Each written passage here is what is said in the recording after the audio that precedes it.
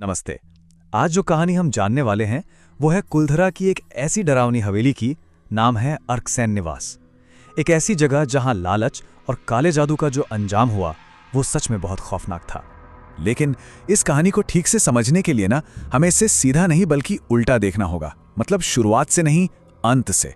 तो चलिए सीधे चलते हैं उस आखिरी सुबह पर जब सब कुछ खत्म हो चुका था। तो कहानी का जो अंत है वो इन 3 भयानक तस्वीरों से होता है। एक बेटे की ठंडी लाश, एक पिता जो न जिंदा है न मरा, और एक खजाना जिसे लेने वाला कोई नहीं बचा। सोचिए, एक पूरा परिवार खजाने की तलाश में लौटा था और मिला क्या? सिर्फ मौत और बर्बादी। तो सवाल यही उठता है कि आखिर उस रात अर्कसेन हवेली में ऐसा क्या हुआ था? क्या ये किसी भूत प्रेत का साया था, या फिर इसके पीछे कोई और भी गहरा, कोई इंसानी राज छिपा था? चलिए पता लगाते हैं। तो जैसा कि मैंने कहा, हम कहानी के अंत से शुरू कर रहे हैं। सोचिए, वो सुबह जब गांव वालों ने हिम्मत करके हवेली के अंदर कदम रखा तो सामने जो मंजर था वो किसी के भी होश उड़ाने के लिए काफी था। दिल दहला देने वाला। ये मोहित के आखिरी अल्फाज थे। वो डर से कांप रहा था, गिड़गिड़ा रहा था उस अनदेखी ताकत के सामने जिसने आखिर में उसकी जान ले ही ली। और जो सबसे भयानक था वो था बाप बेटे का अंजाम। एक तरफ बेटा मोहित, उसकी लाश जिसका चेहरा बिल्कुल काला पड़ चुका था, आंखें फटी हुई थी और शरीर जैसे राख बन गया हो। और दूसरी तरफ उसका बाप सुभाष, आधा जमीन के अंदर धंसा हुआ था, जिंदा लेकिन हिल भी नहीं सकता था, बस खौफ में जमा हुआ।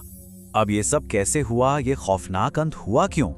इसे समझने के लिए हमें कहानी में थोड़ा पीछे जाना पड़ेगा, पूरे 20 साल पीछे, उस वक्त जब ये परिवार सालों बाद उस हवेली में वापस लौटा था।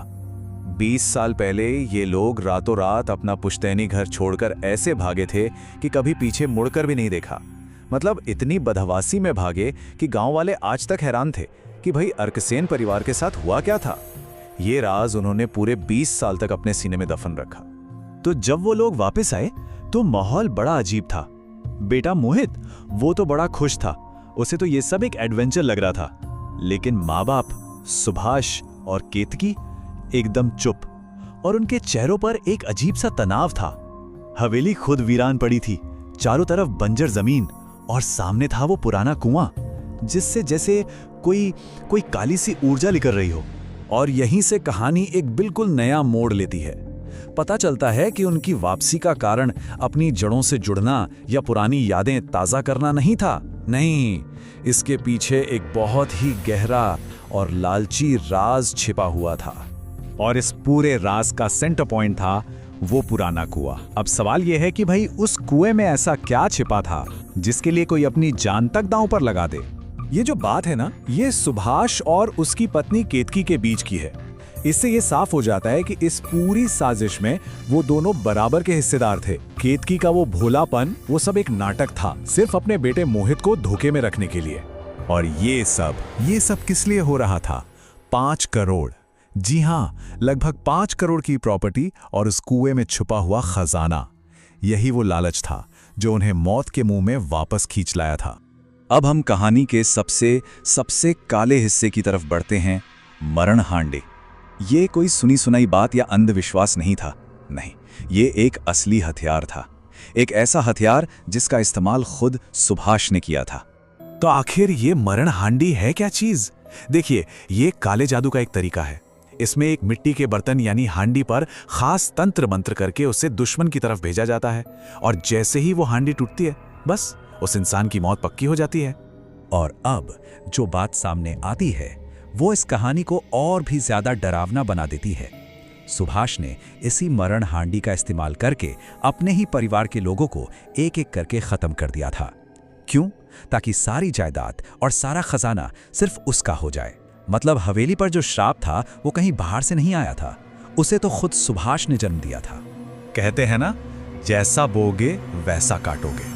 अब देखते हैं कि कैसे लालच का ये खेल पूरी तरह से उल्टा पड़ गया। जब सुभाष ने खजाना निकालने के लिए पूजा पाठ शुरू किया तो वही काला जादू घूमकर उसके ही परिवार पर आ गया। इसकी पहली आहट थी मोहित का अचानक बीमार पड़ना। बैठे बिठाए उसे लकवा मार गया। ये एक तरह की चेतावनी थी, एक सिग्नल था। लेकिन सुभाष, वो तो लालच में इतना अंधा हो चुका था कि उसने सब कुछ नजरअंदाज कर दिया। और फिर आई वो कयामत की रात। रात के ठीक 2 बजे एक अनजान मरण हांडी अचानक सुभाष के सामने आ गई। इससे पहले कि वो कुछ समझ पाता, उसके पैर फर्श में धंसने लगे। फर्श उसे नीचे खींच रहा था। वो कुछ नहीं कर सका, बस बेबसी से देखता रहा। जब वो हांडी उसके पास से गुजरकर सीधा उसके बेटे मोहित के कमरे में चली गई और फिर एक जोरदार धमाके के साथ फट गई और मोहित वहीं खत्म हो गया। इस भयानक रात के बाद अर्कसैन हवेली हमेशा हमेशा के लिए वीरान हो गई, अपने अंदर मौत और लालच की एक ऐसी दर्दनाक कहानी को दफन करके जिसे सुनकर आज भी रोंगटे खड़े हो जाते हैं। तो आखिर में क्या हुआ? हवेली फिर से वीरान हो गई, लेकिन इस बार एक नई और भी खौफनाक कहानी के साथ। केतकी अपने लालच से बने मलबे के बीच अकेली रह गई। सुभाष उसी फर्श में फंसा हुआ खौफ की एक जीती जागती मिसाल बन गया।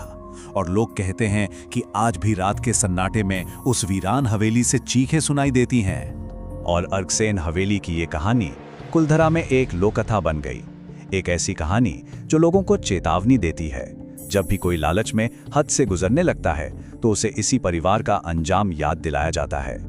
और जाते जाते ये कहानी हमारे सामने एक बड़ा सवाल छोड़ जाती है कि असली खौफ किसमें है? उस अलौकिक शक्ति, उस मरण हांडी में, या फिर इंसान के दिल में बसने वाले उस लालच में जो उसे अपने ही खून का दुश्मन बना देता है?